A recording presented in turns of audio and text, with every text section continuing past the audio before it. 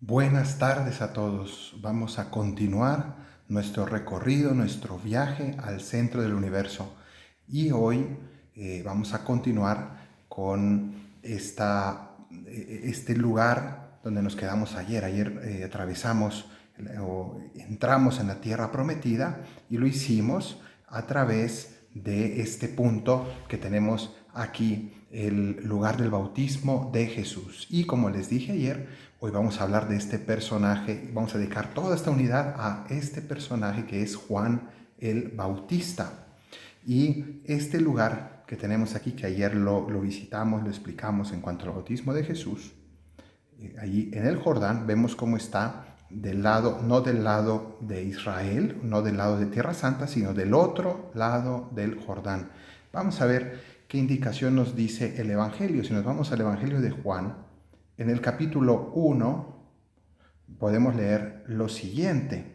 Dice a partir del versículo 28, cuando habla de Juan el Bautista. Dice, esto ocurrió en Betabara, al otro lado del Jordán, donde Juan estaba bautizando.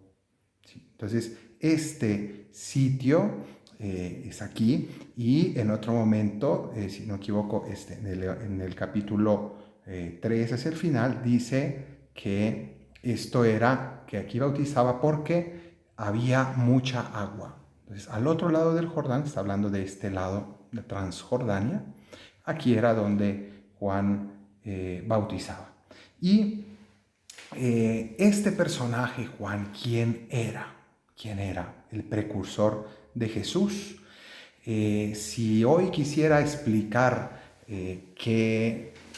más o menos qué papel tenía o fungía, cómo fungía este Juan el Bautista, la mejor imagen que encuentro es un santo del siglo XX que es muy conocido y que es el Padre Pío de Pietrelcina. Es muy parecido.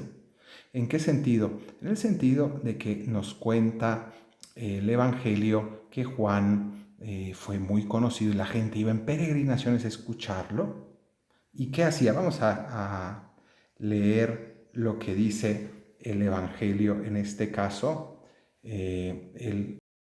Aquí el Evangelio de San Mateo en el capítulo 3 dice lo siguiente.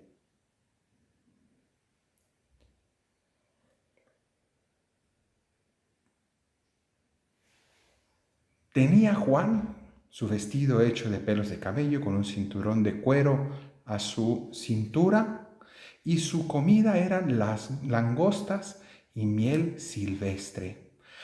Entonces aquí nos habla de su apariencia un poco, pues bastante excéntrica, ¿no? Como un monje y un ermitaño que vivía allí en el lugar desértico. Después veremos el punto donde vivía, pero dice que acudía a él Jerusalén, o sea, toda la gente de Jerusalén, toda Judea y toda la región del Jordán.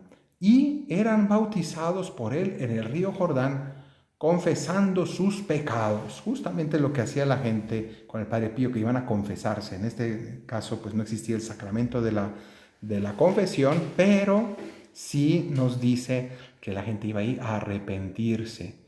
Y nos cuentan que el Padre Pío había filas enormes de gente para confesar sus pecados y recibían regaños del Padre Pío y la gente iba a que los regañaran y se sentían felices de que los corrigieran y cambiaban de vida. Bueno, pues aquí nos dice que lo que decía Juan, viendo venir muchos fariseos y saduceos a su bautismo, les dijo, raza de víboras, ¿quién os ha enseñado a huir de la ira inminente? Dad pues fruto digno de conversión y no creáis que basta con decir en vuestro interior, tenemos por padre Abraham, etc. Que después Jesús hablaría en estos mismos términos a los judíos.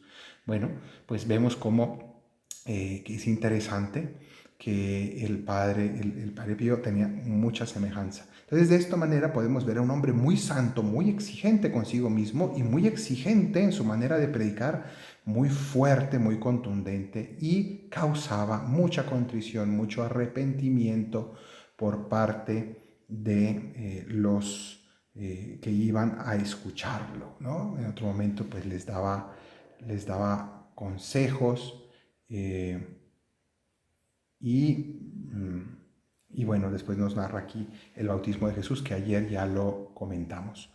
Bueno, pero vamos un momento, vamos a movernos de este punto en el Jordán al origen, dónde nació Juan el Bautista y en qué circunstancias. Bueno, nos vamos de este lado a Jerusalén, hacia Jerusalén. Aquí tenemos para ubicarnos, estamos aquí en esta parte del Jordán y ahora nos vamos hacia Jerusalén y al lado de Jerusalén está la ciudad o el pueblo donde nació Juan Bautista. Entonces, aquí nos acercamos, tenemos Jerusalén y aquí cerca un pueblo llamado Ein Kerem o Ein Karim. Este lugar, que es un lugar verde, bello, de bellos paisajes, aquí en el mapa se ve el verde, bueno, pues es el pueblo donde nació Juan Bautista. Su padre, Zacarías, era sacerdote del templo de Jerusalén, por eso vivían tan cerca de Jerusalén. Su padre pues trabajaba en el templo. Entonces nos dice la escritura, vamos a ver cómo nos lo narra el Evangelio. Aquí nos vamos al Evangelio según San Lucas. Al inicio, capítulo 1, nos dice lo siguiente. Primero, nos dice que hubo en los días de Herodes, estamos leyendo aquí el versículo 5, dice esta parte. Hubo en los días de Herodes, rey de Judea, un sacerdote llamado Zacarías, del grupo de Abías, casado con una mujer descendiente de Aarón que se llamaba Isabel. Los dos eran justos ante Dios y caminaban sin tacha en todos los mandamientos y preceptos del Señor. No tenían hijos, porque Isabel era estéril y los dos eran de avanzada edad. Sucedió que mientras oficiaba delante de Dios, en el grupo de su turno le tocó de suerte, según el uso del servicio sacerdotal, entrar en el santuario del Señor a quemar incienso. Entonces, aquí nos está hablando de este sacerdote judío que está en el templo y el día que le toca a su servicio y entrar en el santuario a quemar incienso, en el altar del incienso, afuera del santo de los santos, entra este sacerdote y se le aparece un ángel y le anuncia, esto es en Jerusalén, le anuncia que va a tener un hijo. ¿Y qué significa esta pareja que son Isabel y Zacarías, los dos ancianos, los dos de avanzada edad y estériles? Pues está refiriéndose también simbólicamente, los dos representan en la escritura el Antiguo Testamento, la religión judía. Él es un sacerdote judío. La religión judía que ya había existido durante tantos años y todavía no había podido dar fruto, el fruto esperado, ¿no? El Hijo. Entonces, sin embargo, recibe esta anunciación de que podrá ser fecundo. Va a llegar por fin la fecundidad, la salvación se va a cumplir. Entonces, de eso se trata. Bueno, entonces eso fue en Jerusalén. Y como él no creyó en un primer momento, aquí, bueno, viene la anunciación, le dice que no temas, Zacarías, Isabel tu mujer te dará un hijo a quien pondrás por nombre Juan. Y después le dice, será grande ante el Señor, no beberá vino ni licor. ¿Qué significa? Estará consagrado, será un hombre consagrado a Dios, y una de las formas de consagración era esta. No beberá vino ni licor, estará lleno del Espíritu Santo ya desde el vientre de su madre. No olviden esto, porque luego veremos cómo efectivamente desde antes de nacer él ya estaba lleno del Espíritu Santo, y lo veremos en el pasaje de la visitación de María. Y convertirá al Señor su Dios a muchos de los hijos de Israel, irá delante de él, delante del Salvador, con el espíritu y el poder de Elías. Ayer lo mencionamos. Y ya desde el inicio dice, tendrá el espíritu y el poder de Elías. Su predicación iba a ser fuerte para devolver al pueblo de Israel al verdadero Dios y a la verdadera fe. Entonces, por eso él bautizaría en el mismo lugar donde Elías subió al cielo. Allí aparecería después Juan el Bautista. Ayer lo mencionamos. Y Zacarías no le creyó al ángel en un primer momento, y entonces Gabriel, el ángel, le dice Mira, en el versículo 20, dice, mira, por no haber creído mis palabras que se cumplirán a su tiempo, vas a quedar mudo. Eso es detalle es interesante. Vas a quedar mudo, no podrás hablar hasta el día en que sucedan estas cosas. Entonces, nos vamos ahora sí a Ein Karem. Sale Zacarías del templo, está mudo, no puede hablar, la gente se da cuenta, aquí pasó algo, tuvo una visión. Bueno, él se va, se retira a su pueblo, que es Ein Karem. Está aquí. Y vamos a visitar lo que era la casa de Zacarías. Zacarías tenía una casa en el pueblo y una casa en la montaña, por decir así, su finca de descanso. Ese lugar de descanso era donde María visitó a Isabel, que en otra ocasión hablaremos de ese pasaje. Hoy nos centramos en el nacimiento de Juan el Bautista. Y entonces aquí en Karem tenemos esta iglesia de San Juan Bautista, donde se encuentra una cueva que está en esta fotografía. En esa cueva, abajo, era parte de la casa original y allí hay una inscripción que dice, allá adentro, dice, aquí nació el precursor del Señor.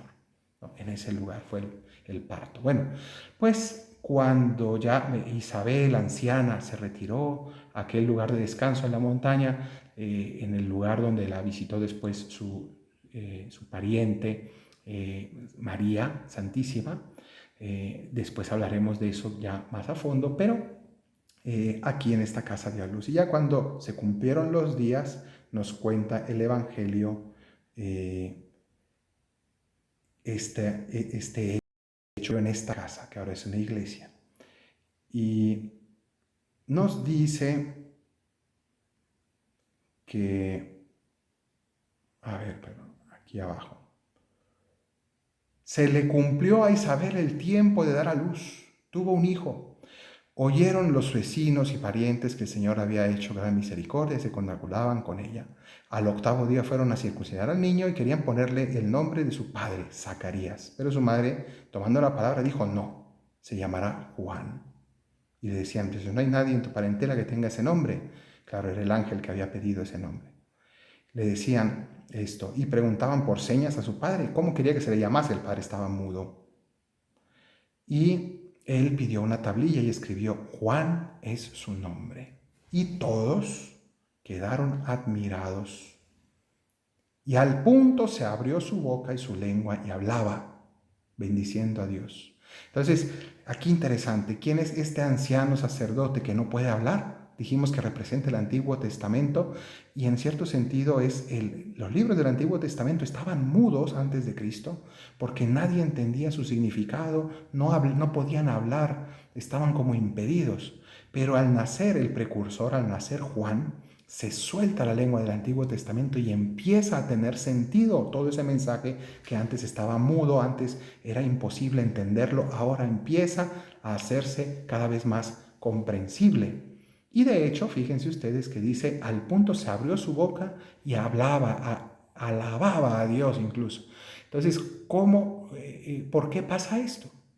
Recordemos que cuando en el desierto le preguntaron a Juan muchos años después, ¿tú quién eres? Él respondió, yo soy la voz que clama en el desierto. Yo soy la voz. Entonces, si Él es la voz, cuando Él nace, le devuelve la voz a su Padre, que ahora sí puede hablar. Ahora, si Él dice, yo soy la voz, significa que Cristo, eso dice San Agustín muy bellamente, dice, Él es la voz porque Cristo es la palabra. La palabra que necesita una voz, una garganta que lo transmita. Bueno, pues Él dice, yo no soy el mensaje, yo soy el mensajero. Esto es lo que quiere decir. Yo soy la voz, pero el mensaje es otro y hablará mucho de ese mensaje. Y lo indicará y dirá además, no me miren a mí, yo solo soy un mensajero. El mensaje está allí, en la palabra que se hizo carne, es Cristo.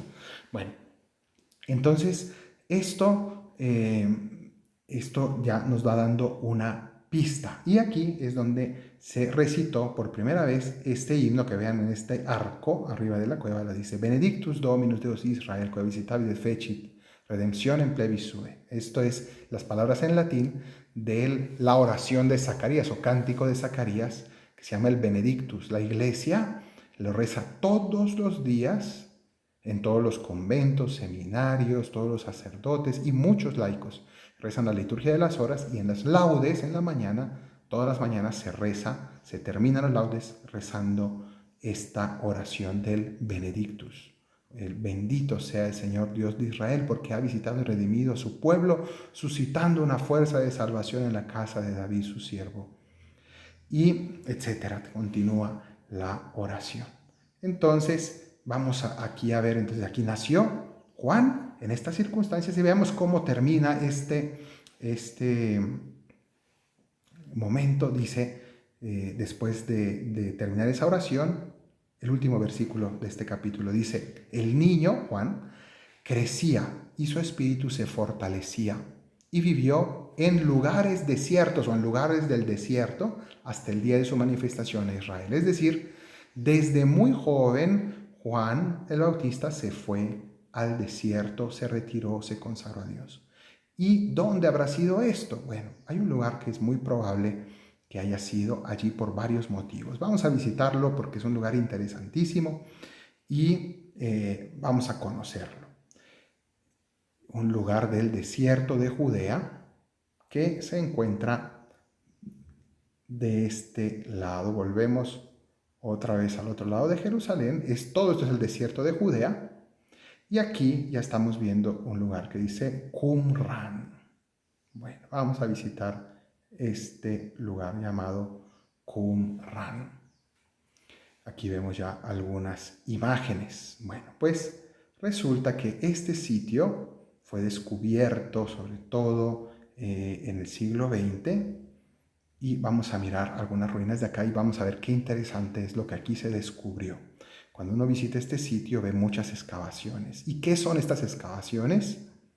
Todas estas excavaciones son una especie de monasterio. Es un monasterio, pero no monasterio de monjes católicos o cristianos, sino un monasterio de monjes judíos.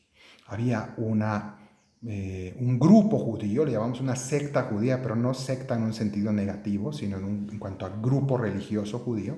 Así como existían los fariseos y los saduceos que aparecen en el Evangelio, también existían otros que se llamaban los esenios, y que era un grupo religioso que sentía que Dios estaba a punto de manifestarse, estaba cerca de llegar el Mesías y que había que prepararse. Y por ello se iban al desierto a alejarse de la sociedad para orar, para meditar las Escrituras, la Biblia, y para purificarse. Estaban convencidos de que Dios está a punto de llegar, hay que purificarnos, hay que lavarnos de nuestros pecados. Pues este era el monasterio. Evidentemente pues tenía paredes y techo. Hoy nos quedan solo las ruinas de las bases, pero vean ustedes todo este sitio en este lugar desértico. ¿Y qué es lo que más tiene este lugar? Tiene estos canales. Vean ustedes, este es un canal.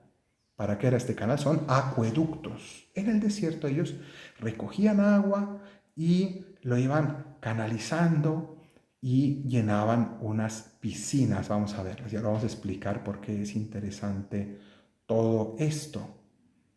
Vamos a ver si aquí logramos encontrar algo de esto. Bueno, aquí se ven las cuevas del Qumran. Ahora voy a hablar de ellas, importantísimas, ¿no? Esta es la vista general que se tiene en ese desierto. Y veamos un poco, a ver si en las fotografías logramos ver. Miren ustedes, esta y la siguiente. Estas son piscinas. Entonces estos canales llegaban a unas piscinas, tenían sus escaleras y ellos entraban. Pero no es que, mira, aquí se ve claramente estas escaleritas, cómo entraban a unas fosas que eran piscinas con agua, también estas. Y uno dice, bueno, y estos monjes qué cómodos, se van al desierto, pero estaban nadando en las piscinas. Bueno, ¿qué hacían? Ellos lo que hacían era entrar a tener oración dentro del agua. ¿En qué sentido? Que se metían a orar, oraciones de purificación, y se sumergían y salían y lavaban su cuerpo para pedir a Dios purificación del alma. Y era una manera continua de orar de los esenios. Y además de meditar las escrituras y copiar continuamente las escrituras, los monjes, incluso medievales también, católicos, copiaban los escritos antiguos porque pues se dañaban los pergaminos y entonces había que estarlos renovando, las bibliotecas había que estarlas renovando para las futuras generaciones. Bueno, pues eso también hacían los esenios. Ahora hablaremos de eso. Pero otra cosa que hacían eran estas oraciones rituales de purificación con agua en el desierto. Y entonces eso nos hace entender cómo todos estos elementos eran parte de la mentalidad, de la religiosidad, de la espiritualidad de Juan el Bautista, que se retiró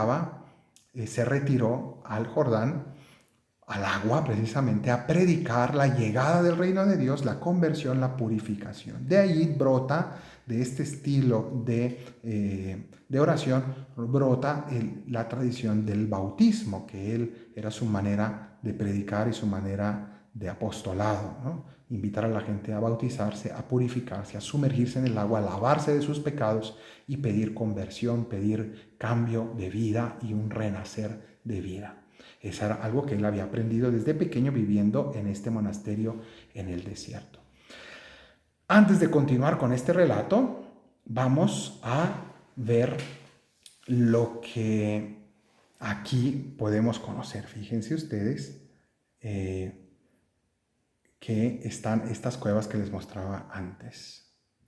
Y estas cuevas se hicieron interesantes porque tienen una peculiaridad, y es que en la primera mitad del siglo XX, un pastor, un beduino, un muchachito que estaba cuidando unas cabras, se le escapó una de sus cabras a una de estas cuevas y queriendo sacarla empezó él a lanzar piedras adentro de este lugar. Y entonces cuando de repente escuchó que una de esas piedras golpeó una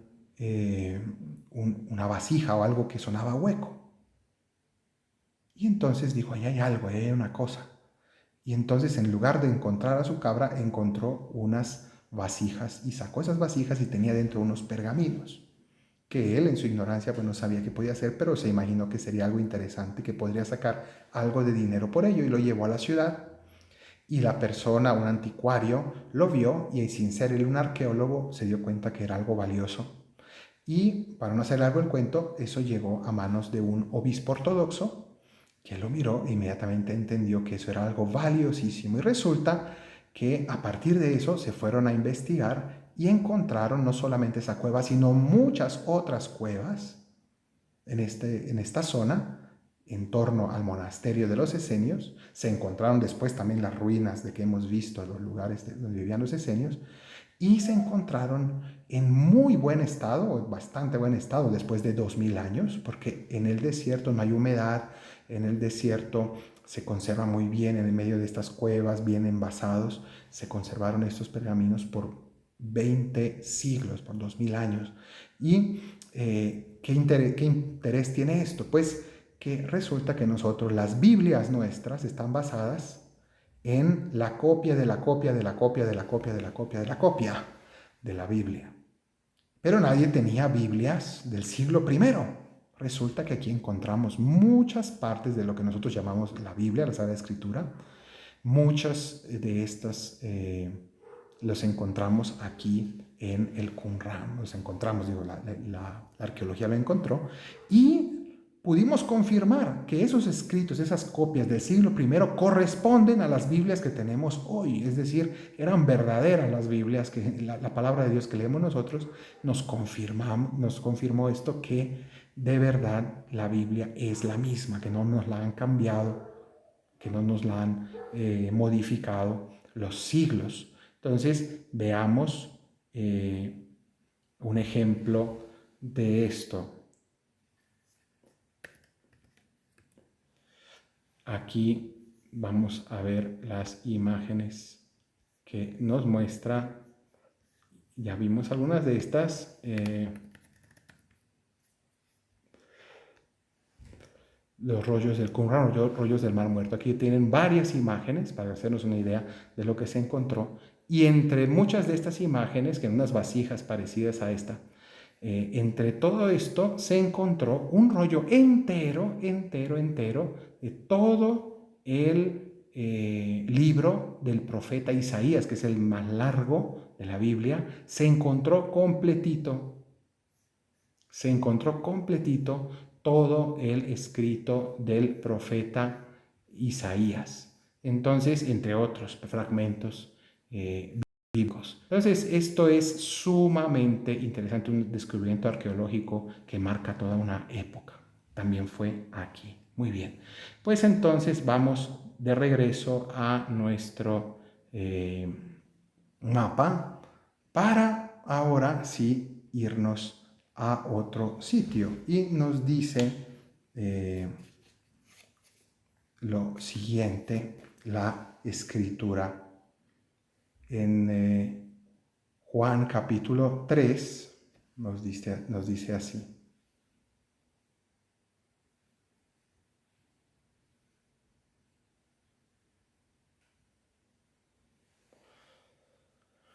En el versículo 26 dice lo siguiente: fueron pues a Juan y le dijeron: Rabí, el que estaba contigo al otro lado del Jordán, aquel de quien diste testimonio, mira, está bautizando, todos se van a él.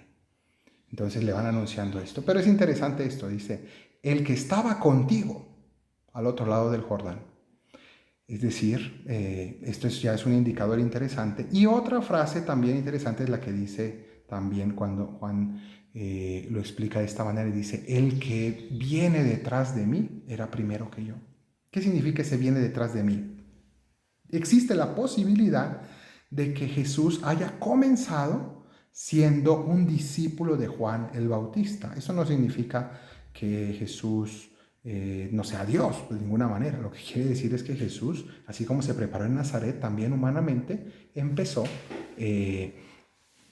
siguiendo a este gran profeta, pero que después lo superó. Vamos a verlo aquí, como el mismo Juan lo dice, ¿no? Todas estas referencias que vemos que el Evangelio insiste tanto en hablar de Juan el Bautista y de cómo Juan el Bautista dice, yo no soy el Mesías, el que viene detrás de mí es antes que yo no merezco desatarle la correa de sus sandalias. Todas estas cosas que recogen los Evangelios es porque Juan era tan conocido, tan famoso, tan ilustre, tan venerado, que era importante que las personas de esa época conocieran que el mismo Juan daba testimonio de otro más grande que él, que es Cristo. Entonces aquí dice, el que estaba contigo al otro lado del Jordán, es decir, es posible que Jesús fuera precisamente un discípulo de Juan el Bautista. Vamos a encontrar aquí el lugar del bautismo de Jesús. Vamos a ver si lo encontramos. Aquí está, este lugar. Y entonces dice que Jesús también bautizaba. Entonces, después de hecho nos lo va a decir. Aquí vamos a leer esto entero y así nos enteramos de todo lo que dice. Dice que había allí mucha agua, la gente acudía y se bautizaba. Pues todavía Juan no había sido metido en la cárcel. Le avisan de esto, de que Jesús estaba también bautizado. El que diste testimonio, mira, está bautizando. ¿Por qué Jesús estaba bautizando? Después nos lo dirá el Evangelio de nuevo.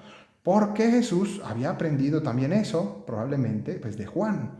Y él también estaba siguiendo la misma técnica, por decirlo así, de predicar la conversión. Ahora vamos a ver que además predicaban muy parecido, pero con una gran diferencia que ahora vamos a resaltar. Dice, Juan respondió, nadie puede recibir nada si no les dado de lo alto del cielo. Vosotros mismos me sois testigos que dije, yo no soy el Cristo, sino que he sido enviado delante de él. El que tiene a la novia es el novio. Pero el amigo del novio, el que asiste y le oye, se alegra mucho con la voz del novio. Esta es pues mi alegría, que ha alcanzado su plenitud. Es decir, Juan toda su vida esperando al Mesías, dice, ya lo encontré, yo no soy el Mesías, pero me alegro de que haya llegado. Es preciso, y esta frase es bellísima y muy importante, es preciso que Él crezca y yo disminuya, dice Juan. El que viene de arriba está por encima de todos. El que es de la tierra, es de la tierra, habla de la tierra, etc. El que acepta su testimonio certifica que Dios es veraz. Y luego vemos en el siguiente capítulo, al inicio, vean cómo dice Juan, cuando Jesús se enteró de que había llegado a oídos de los fariseos que él hacía más discípulos y bautizaba más que Juan, aunque no era el mismo Jesús el que bautizaba, sino sus discípulos. Entonces abandonó Judea y volvió a Galilea. Entonces aquí nos confirma cómo Jesús también bautizaba y así inició su ministerio, imitando un poco lo que hacía antes de él Juan el Bautista. Y es muy bonito lo que dice acá, esta explicación que nos da San Agustín de este versículo. Él dice, San Agustín, miren cómo aquí nos dice la Biblia que Jesús, dice, Jesús bautizaba más que Juan, aunque no era Jesús mismo el que bautizaba, sino sus discípulos. Entonces aquí la pregunta, ¿bautizaba Jesús o no bautizaba Jesús? Primero dice que sí, después dice que no. Entonces dice, es que en realidad es así. Jesús bautiza, pero no él directamente, sino a través de sus discípulos. Y eso es lo que pasa en la iglesia. Los sacramentos los celebra Cristo en la iglesia, pero no él directamente, sino a través de su iglesia, a través de sus discípulos, a través de sus sacerdotes, a través de aquellos que él ha encomendado a hacer este trabajo. Eso es lo que quiere decir este pasaje. Es una interpretación muy hermosa. Entonces, veamos ahora este hecho, que es cómo predicaba Jesús, cómo inicia Jesús. Y esto lo encontramos en el Evangelio de San Mateo, en el capítulo 3, versículo 2, vean qué dice aquí. Cómo predicaba Juan, aquí dice, por aquellos días se presenta Juan el Bautista proclamando en el desierto de Judea lo siguiente. Escuchen esas palabras, dice, convertíos, aquí está, convertíos porque ha llegado el reino de los cielos. Este es el mensaje que predicaba Juan el Bautista. Vayamos al capítulo siguiente, ya vieron esta frase, era la esencia de la predicación de Juan el Bautista. Convertíos porque ha llegado el reino de los cielos. Nos vamos al siguiente capítulo y en el versículo 17 nos dice que desde entonces comenzó Jesús a predicar y a decir, convertíos porque el reino de los cielos ha llegado. ¿Se dan cuenta cómo predican la misma esencia? La misma esencia, lo cual nos hace ver cómo Jesús recibe de Juan mucho, a partir de lo cual él empieza a predicar. Pero luego el Evangelio nos va diciendo una cosa interesante, y es que Juan el Bautista, con su formación muy probablemente venida de los esenios y muy influenciada con esto, y con su rigor, era un hombre, Jesús lo llamó el más santo, dijo que era el más grande de los nacidos de mujer, eso significa el hombre más santo. Que Jesús diga eso de un hombre, pues eso es la mayor canonización que puede haber. Pero Juan el Bautista, que vivía en el desierto, vestía con piel de camello, comía hierbas y miel silvestre y langostas, nos dice el Evangelio, un hombre muy austero y que predicaba la conversión, y ya vimos cómo regañaba a las personas, pero lo regañaba porque él tenía autoridad moral, era el primero en vivir su mensaje, era un hombre coherente, santo, exigente, pedía penitencia, y luego llega Jesús, que comienza con el mismo mensaje, que es conversión para prepararse a la llegada del reino de los cielos, pero luego Jesús empieza a predicar la misericordia de Dios. Es decir, Jesús le da prioridad, básicamente Juan lo que decía era, conviértanse porque el que no se convierta no entra en el reino de los cielos, conviértanse si quieren que Dios les acepte. Si quieren entrar en el reino de los cielos, tienen que convertirse. ¿Es verdad esto? Sí, es verdad. Pero Jesús, más que poner el acento en eso, ponía el acento en otro lugar. Y era decir, Dios les ama a todos. Conviértanse porque el amor de Dios les espera. Claro, el juicio no lo niega, y Jesús en muchos momentos habló también del momento del juicio que vendrá al final. Pero antes que predicar el juicio, Jesús predicaba el amor de Dios. Dios te ama, respóndele a ese amor. El amor incondicional de Dios era el núcleo de la predicación de Jesús. Mientras que el núcleo de la predicación de Juan el Bautista era la ira inminente, así le llamó cuando él hablaba. prepárense, ¿quién les va a salvar de la ira inminente? ¿Sí? Conviértanse antes de que les caiga encima el juicio de Dios. Mientras que Jesús lo primero que predicó era, Dios les ama, aunque sean unos pecadores, les está amando, pero les desea la conversión para que después puedan disfrutar del reino de los cielos. El tono es distinto, la sustancia al final es la misma, porque también Jesús hablaba de la seriedad de la conversión, y en algún momento Jesús dijo, si no se convierten, perecerán también. Jesús también lo dijo, pero no era el acento, no era el centro, no era lo que ocupaba. Por eso Jesús en algún momento dijo, ustedes se parecen a los niños que juegan en la plaza, dice, que les cantan una canción alegre y no bailan, les cantan una canción triste y no lloran. Y dice, pues también pasó así. Vino Juan el Bautista, que no comía ni bebía, era un hombre ascético, un hombre muy serio y muy duro, y decían que este es un demonio, tiene un demonio. Y luego llego yo, que como, bebo, que voy, iba a las bodas, nos dice el Evangelio, comía en casa de las personas, era cercano, no hablaba del amor, y le dicen, este es un comelón y un bebedor. Entonces, dice, pues ¿quién les entiende? Pero ahí es donde Jesús nos muestra cómo la gente diferenciaba los dos estilos tan distintos, comenzaron juntos, pero cómo se hicieron tan distintos los estilos, Jesús se fue por otro lado. Este es el tiempo de la misericordia, quiere atraernos por las buenas, y solo en un segundo momento nos habla con dureza para ayudarnos a convertirnos. Entonces esto es interesante, este modo de actuar. Y bueno, Juan el Bautista finalmente es capturado por el rey Herodes y es llevado a esta zona de nuevo, donde se encuentra la fortaleza de Maqueronte. Vamos a ver si la encontramos aquí. Maqueronte, junto a Mádaba, que ya visitamos hace unos días. Allí se encuentra este lugar muy interesante. ¿Y por qué? Porque ahí es donde lo capturaron. Ahí está Maqueronte, ahí lo tienen, que está en donde, abajito de Mádaba, más o menos debajo del Nebo. Ahí está Mádaba, y aquí en este lado, tierra de Moab. Bueno, pues este lugar de Maqueronte, que ya me desapareció aquí del mapa, pero ya vieron dónde está, es la fortaleza donde fue encerrado Juan el Bautista, y allí fue ajusticiado, ¿no? Ahí quedan algunas ruinas ahí de Maqueronte. Bueno, pues en este lugar estuvo preso y allí perdió la vida.